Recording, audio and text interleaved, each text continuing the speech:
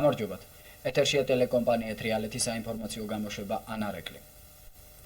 პირველი ინფორმაცია სამწუხაროა. თუ რა სავალალო შედეგი მოსდევს მოძრაობის წესების დარღვევას, ჩვენი სიუჟეტიდან შეიტყობთ. 11 ივნის დაახლოებით 10 საათზე ქარელის გადასახურდან თბილისიდან მომავალი ლაზის მარკის ავტობუსი მსუბუქ ავტომობილს შეეჯახა. ავარიის შედეგად ავტომობილის ორივე მგზავრი ადგილზევე გარდაიცვალა.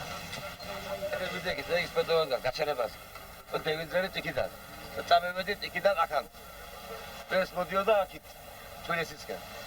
ჩვენ ვიდიოდით იქეთ, ქუთაისში. და აქ მანქანაზე გადავიდა აბგონზე, წვიმდა კიდევ. რა შემოგვასწრა ჩვენ. თვითმხილველთა თქმით, მოძრაობის წესები დიდი სისწრაფით მომავალმა ავტომანქანამ დაარღვია. მგზავრები აიყვანა და დაიწერა. დაძვრის მომენტში იქიდან ხაშურის მხრიდან მომავალი მოლექსის მარკის ავტომანქანას ძალიან გადაჭარბებული სიჩქარით მოდიოდა. შეეჯახა მაღალი სიჩქარე. დაიღუპა ორი მგზავრი. აჩუქო მომავალთაობას ლამაზი და დაუვიწყარი დღე, შეუსო სულიერი სამყარო, ეს არც თუ ისე ძნელია მთავარია მოწადინება. გულს თემას მიეძღვნა ლიტერატურული კომპოზიცია, რომელიც ქარელის მოსწავლე ახალგაზრდობის სახლის ერთ პატარა ოთახში გაიმართა. მოწვეულ სტუმართა შორის რაიონის განათლების განყოფილების გამგეც აღმოჩნდა. კომპოზიცია ქარელის პირველ და მეორე საშუალო სკოლის მოსწავლეებმა წარმოადგინეს და შთაბეჭდილებების წიგნში, რომელიც მოსწავლე ახალგაზრდობის სახლში კარგი ხანი არსებობს, საპატიო სტუმრების ხუთბილი ჩანაწერები დაიტოვეს. ლამაზი ღონისძიებების ტრადიცია ამ სახლს ჯერ კიდევ იმ დროიდან ახსოვს, როდესაც აქ ყოველი დღე პიონერული მარშით იწყებოდა. დღეს ეს ტრადიცია გრძელდება იმ განსხვავებით, რომ პიონერთა სახლის ეს ყველაფერი მოსწავლე ახალგაზრდობის სახლში ხდება. დღევანდელი ღონისძიებით მართლაც კმაყოფილი ვარ, იმიტომ რომ ყველა ძალიან კარგად შეესრულებინა, ესიამოვნებინა და დაასწრეს სტუმრები და რაც მთავარია, მათ საქართველოს დიდი სიყვარული ჩაიდეს დღეს გულში. არ დაავიწყებათ, მე მგონი გავაწყლები და ამ ბავშვებს ეხსოვებათ, რომ უნდა იცოდნენ საქართველო ისე, როგორც თქვენს, როგორც აღიქვეს დღეს და უნდა ნამდვილად ცხოვრებაშიც ასე გაატარონ. ყველაზე ბედნიერები მაინც ღონისძიების მონაწილეებნი იყვნენ. იმ დღეს მათ შეძლეს ლამაზი სიტყვებით ეთქვათ, რომ ძალიან უყვართ სამშობლო. ძალიან დიდ მადლობას ვუხდი ქალბატონ მერის ასეთ შესანიშნავი ღონისძიების მოწყობისათვის. ჩვენ ამით უფრო მეტი ცოდნა შევიძინეთ, უფრო შეგვიყვარდა ჩვენი სამშობლო.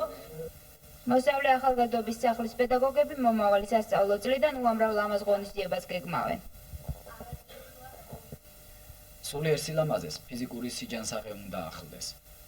სამხედრო სპორტული თამაში მართვე ჩვენი რაიონის მოსწავლე ახალგაზრდობისათვის კარგადაა ცნობილი. ქარელის რაიონის გამგეობის შენობაში სამხედრო სპორტულ თამაშებში გამარჯვებული გუნდების დაჯილდოების ცერემონიალი შედგა.